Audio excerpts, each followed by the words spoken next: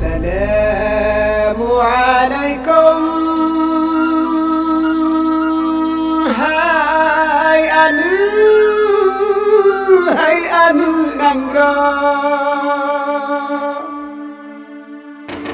Salam mbak kamu seot berada. Kemudian juga ada tempat-tempat peristirahatan. Kemudian juga tentu di sisi lain juga akan menambah pendapatan masyarakat di sekitarnya. Kita lihat banyak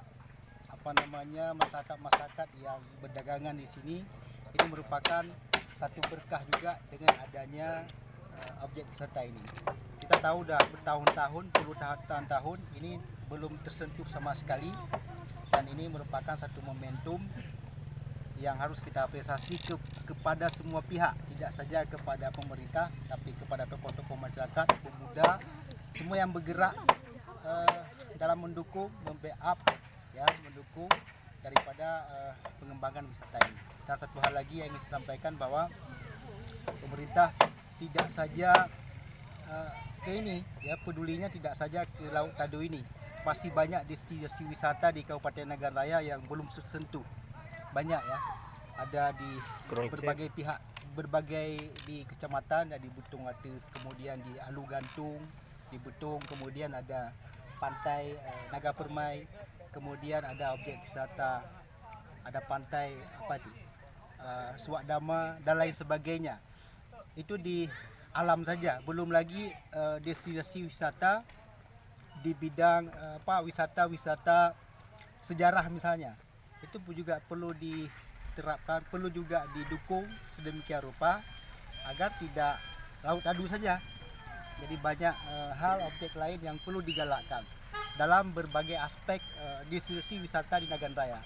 Dan kita berharap juga nanti kepada DPR, kepada legislatif, eksekutif untuk membentuk satu regulasi bagaimana penataan wisata di Nagan Raya ini berbasis syariah dan juga memiliki prospek ekonomis kepada pendapatan asli daerah, terlebih adalah kepada home industry masyarakat yang bergerak di bidang itu, khususnya kuliner dan lain-lain. Saya pikir itu saja Pak Samad dan kawan-kawan yang lain. Ya Pak Ketua, kalau kita membangun secara universal tidak terlepas dari anggaran. Mungkin untuk sama-sama telah kita ketahui bahwa ada dianggarkan anggaran untuk ini, kalau tidak salah berapa, 2 miliar.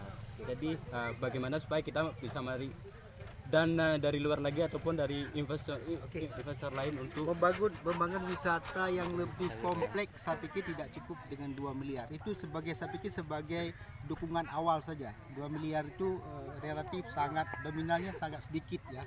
Mengingat prospek areal wisata ini yang perlu sentuhan daripada pembangunan infrastruktur dan lain-lain.